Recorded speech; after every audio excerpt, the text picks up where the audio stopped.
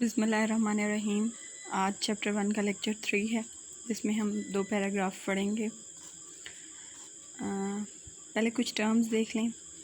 By job, job का मतलब होता है जुपिटर, सितारा मुश्तरी। और बाय जॉब जो एक एक्सप्रेशन है, ये हैरत का इजहार उसके लिए इस्तेमाल होता है। द ग्रेट एग्ज़िबिशन एक वर्ड आया है। इंग्लैंड में 1851 में एक एग्ज़िबिशन हुई थी, जिसमें इंडस्ट्रियल जो प्रोडक्ट्स थी उनकी नुमाइश की गई थी। सारी दुनिया से लोग आए थे उसमें। उसे द ग्रेट एग्ज़िबिशन कहते हैं। इसका बाद में काफ़ी एग्ज़िबिशंस हुई थी, लेकिन पहली जो द ग्रेट एग्ज़िबिशन है वो 1851 में हुई थी। फ्रैंको प्रशियन वॉर फ्रांस और जर्मनी के दरमियान लड़ी गई थी 1870 में। और मेलबरी जो है वो इंग्लैंड का एक फ़र्स्ट रैंक का स्कूल है। इडियम्स इस्तेमाल हुए इसमें। नेवर माइंड जिसका मतलब होता है डोंट वरी। प्ले ट्रिक्स का मतलब है टू डिसीव और मॉक, किसी को धोखा देने की कोशिश करना। फ्रेजल वर्ब 2 हैं इसमें। पुट इन, वैसे तो पुट इन के बहुत से मतलब हैं, लेकिन यहाँ इसका मतलब है किसी ऑफ़र के लिए अप्लाई करना, एप्लीकेशन देना किसी जॉब के लिए। और टेकअप का मतलब भी बहुत से हैं। यहाँ इसका मतलब है इख्तियार करना, अडॉप्ट करना। टॉडलिंग, सॉन्टरिंग, टॉटरिंग यानी कि लड़खड़ाती हुई चाल। जब बच्चे नया नया चलना सीखते हैं तो उनकी जो चाल होती है वो टॉडलिंग होती है। और टॉडलर्स कहते हैं 2 से 4 साल तक के बच्चों को, जब तक वो बिल्कुल ठीक चलना शुरू नहीं कर देते। बूस्ट, शेखी बघारना, फ़ख्र करना। फिनोमेना, मज़हर को कहते हैं मोज़ा, अजीब चीज़, जो अजीब सा मज़हर हो उसे फिनोमेना कहते हैं। रैग्ड का मतलब होता है फटा पुराना, लेकिन यहाँ जो है वो इंसल्ट के मानों में इस्तेमाल हुआ है। प्रीलिमिनरी, इब्तदाई। चबी कहते हैं गुपलू, गुपलू जिस बच्चे को हम कहते हैं चबी। Flashy, fat. ब्रिलियंट, शानदार। क्वेयर है स्ट्रेंज, अजीबो गरीब। कर्टियस, बामुरव्वत। चैप, जैसे हम भाई कहते हैं, या फेलो। प्रोबेबली, शायद। विविड, वाज़े। रिकलेक्शन, यादों को कहते हैं। फाउंडेशन, बुनियाद को कहते हैं और इदारे को के लिए भी इस्तेमाल होता है। एंथुजियाज़म, जोशो खरोश। गैदर का मतलब होता है इकट्ठा करना। गैदर, किसी दिए गए शवाहिद से कोई बात अख़ज़ करना गैदर कहलाता है। फर्म, सख्त। तो देख लेते हैं। एनो डोमिनी पे बात ख़त्म हुई थी पिछले लेक्चर में। तो एनो डोमिनी कहा जा रहा है कि बाय जॉब, यकीनन, यस, हाँ। बॉर्न इन 1848, 1848 में पैदा हुए बाबा जी। And taken to the great exhibition as a toddling child, और एक छोटे बच्चे के तौर पर एक ग्रेट एग्ज़िबिशन में लाए गए। Not many people still alive could boost a thing like that. अभी इतने लोग ज़िंदा नहीं हैं जो इस किस्म की किसी चीज़ पे फ़ख्र कर सकें।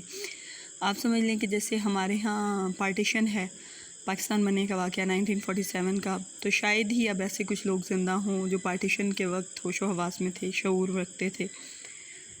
तो ये एक पुरानी बात है। जब ये नावल लिखा जा रहा है 1933 में, उस वक़्त ग्रेट एग्ज़िबिशन एक पुरानी बात हो चुकी थी।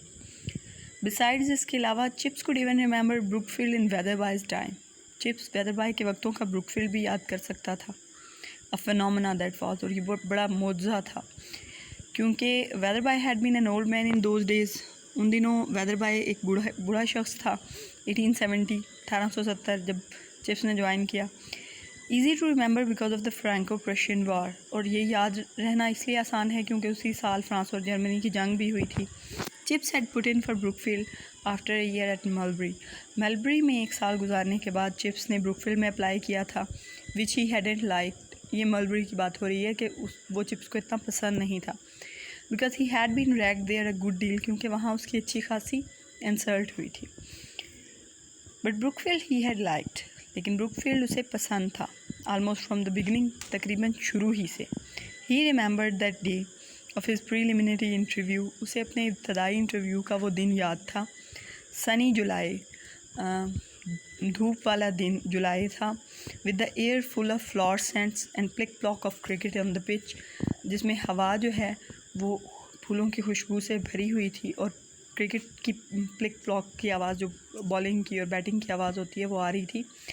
ब्रुकफील्ड वाज प्लेइंग बर्नहर्स्ट, ब्रुकफील्ड जो है वो बर्नहर्स्ट स्कूल के ख़िलाफ़ खेल रहा था।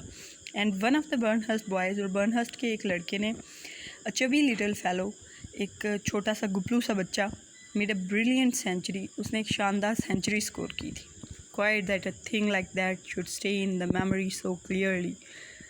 अजीब है ना कि इतनी पुरानी बात, यानी एक आप ये समझ लें कि 1933 का नावल है, तो तकरीबन 60-70 साल पुरानी एक बात आपको एग्जैक्टली इस तरह याद हो.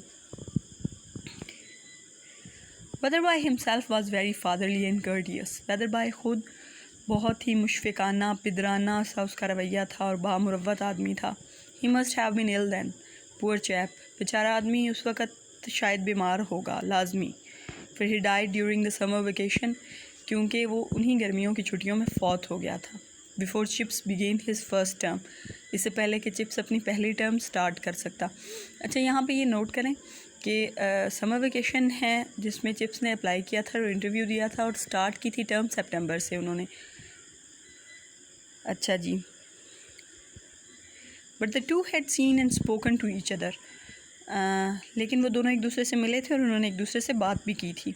Anyway, Chips often thought, Chips अक्सर सोचा करता था, as he sat by the fire at Mrs Wickett's, जब वो मिसेस विकेट के आग के पास बैठा होता था.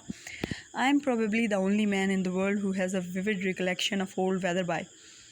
मैं शायद दुनिया का वाहिद शख्स हूँ जिसे बूढ़े वेदरबाई की इतनी वाज़े याद उसके जहन में है. विविड, वाज़े, यस, विविड विजन से निकला है, तस्वीरी याददाश्त, बिल्कुल तस्वीर की तरह वाज़े. It was a frequent picture in his mind, बार बार चूँकि तस्वीर जहन में आती थी. दैट समर डे, उस गर्मियों के दिन की, with the sunlight filtering through the dust of Weatherby study, Weatherby के पढ़ने के कमरे में जो रोशनी छन छन कर आ रही थी, उसमें गर्द नज़र आ रही थी. You are a young man Mr Chipping. Mr Chipping, तुम एक नौजवान शख्स हो. ये वो बात है जो वेदरबाई ने मिस्टर चिप से कही थी फर्स्ट इंटरव्यू में.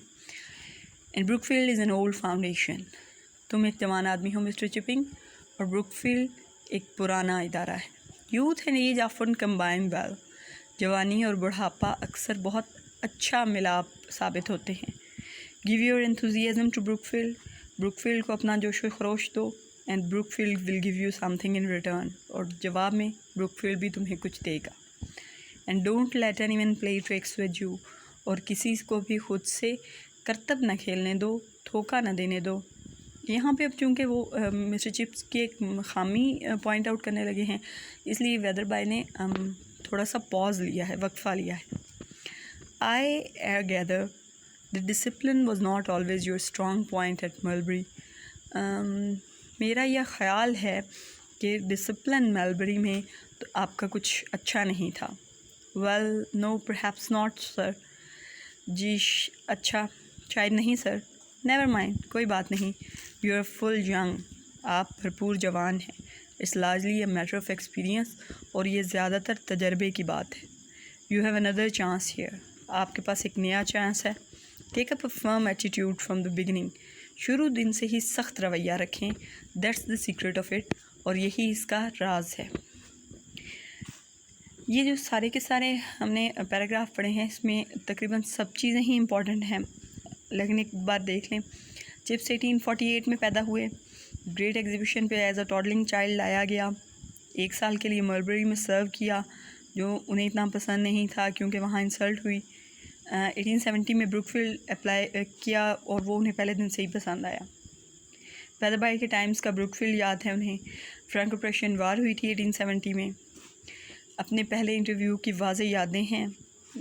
A sunny July with the air full of flower scents and flick flock of cricket on pitch. Brookfield was playing Burnhurst. A chubby little Burnhurst boy made a brilliant century that day. ये सारी बातें पहले हो चुकी हैं. Weatherby की study में हुआ था इंटरव्यू, और वेदरबाई जो है उसी समर वेकेशन में उनकी डेथ हो गई थी, तो गालबन वो इंटरव्यू के वक्त बीमार होंगे. वेदरबाई ने मिस्टर चिप्स को क्या कहा, ये सारा मुकालमा बहुत इम्पॉर्टेंट है कि आपको याद होना चाहिए. उसके बाद है कि मिस्टर चिप्स की क्या प्रॉब्लम थी एज ए टीचर. उनका डिसिप्लिन उनकी प्रॉब्लम थी. टास्क आपने क्या करने हैं, सिनोनिम्स भी लिखने हैं और साथ की पॉइंट्स भी लिखने हैं, और इनको याद भी करना है. आज के लिए इतना काफ़ी है। इंशाल्लाह कल नए लेक्चर के साथ।